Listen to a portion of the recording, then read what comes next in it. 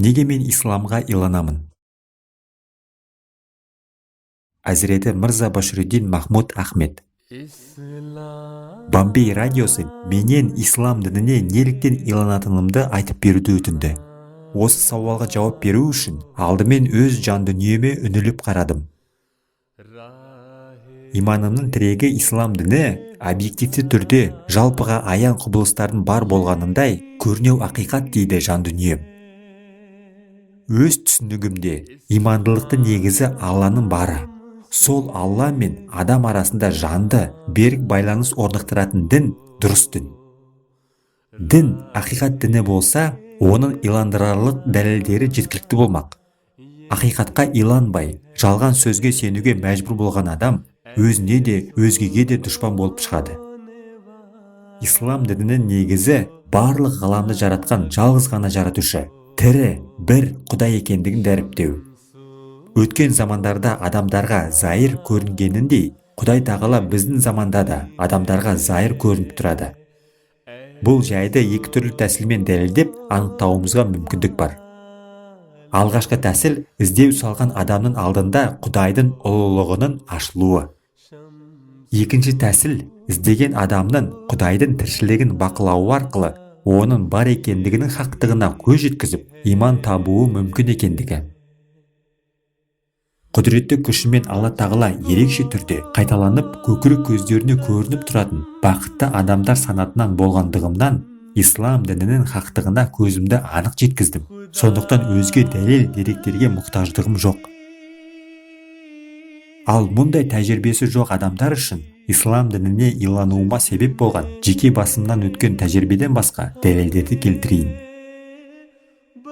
Біріншіден, имандылыққа келтіретін ислам ілімдері мені соқыр сенім жетегінде қалдырмай, өзінің негізін қалаушы қағидалары, Алланың бары, оның қасиеттері, оның періштелері, намаз және оның әсері, ғибадат пен оның қажеттілігі, шариғат пен оның пайдасы, аян мен оның мәнділігі, өлгеннен кейін қайта тірілу, жәннет пен тозақ туралы толық мағлұмат беріп, анық түсіндіреді.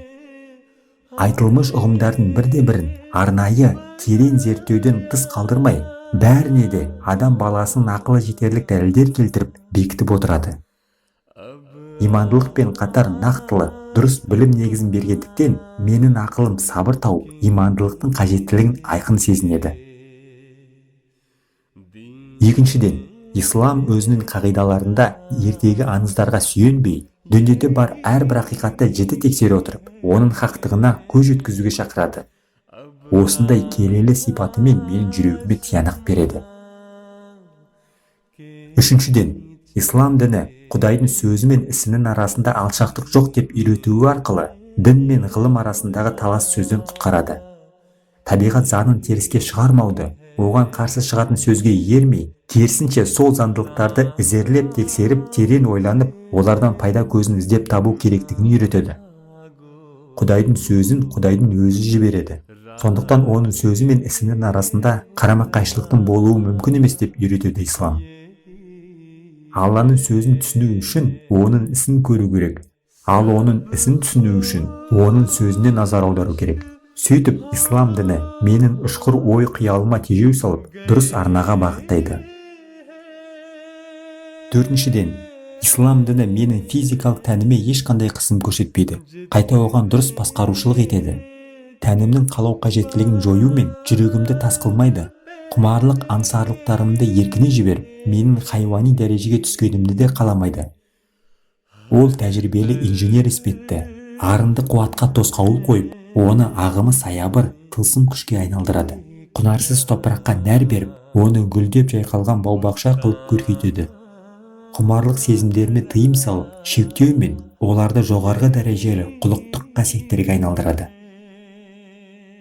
Құдай тағала ғашықтыққа қабілетті қылып, жүрек бере тұра, өмірлік серік болар әйел алуға тыйым салмайды. Тілге тағамның дәмін татып берерлік сезім бере тұра, дәмді тағам ішіп жеуге тыйым салмайды деп үйретеді ислам.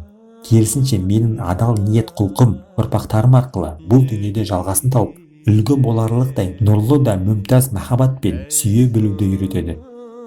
Алайда дәмді тағамда ішіп жегенде мөлшерді білмек керек.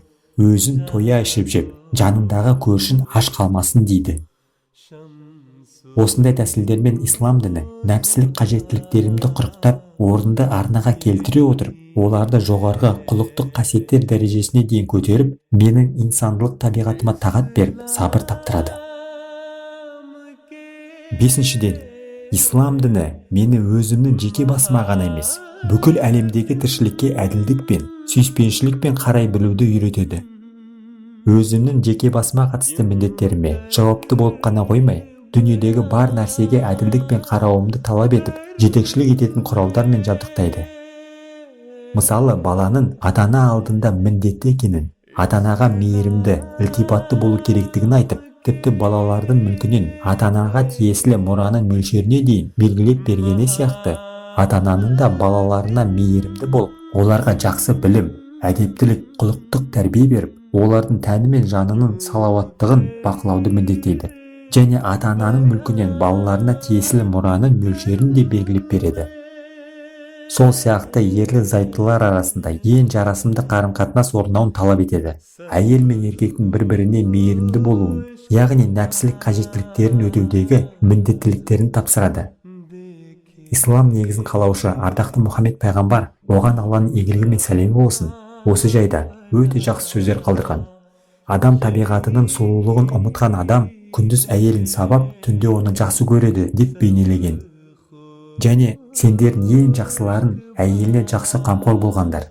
Тағы да әйел сезімі әйнек іспетті, өте нәзік келеді. Сол үшін әйнекті қолға алғанда қандай ептілік қажет болса, әйелге де сондай ептілікпен бақыл қараңдар дейді. Ислам діні қыз балалардың құқығын да ескермей қалған жоқ. Әсіресе қыз баланың білім алуына қатты көңіл бөлген. Қызына дұрыс білім беріп, оны жақсы тәрбиелеп өсірген адам міндетті түрде жұмаққа барады делінген. Қыз балаларға да ата-анадан қалған мұраға иелік етерлік құқық берген. Ислам діні халық пен оны басқарушы көсемдерінің арасындағы қарым-қатынаста әділдік болуына баса көңіл аударады. Ел басыларына берілген билік олардың меншігі емес, халықтың аманаты. Олар парасатты адам болған болса, кез келген мәселені халықпен ақылдаса отырып шешулері керек. Және де халыққа билік жүргізу құқығы халық тарапынан басшыларға көрсеткен сый-құрмет.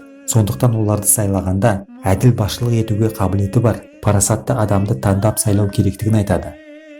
Ал енді сайлап алған соң, көпшілік бүліншілік шығармай, ел басымен ортақ тіл табысып, екі жақ біріне бірі көмектесіп, ынтымақтасып қызмет етулері керек.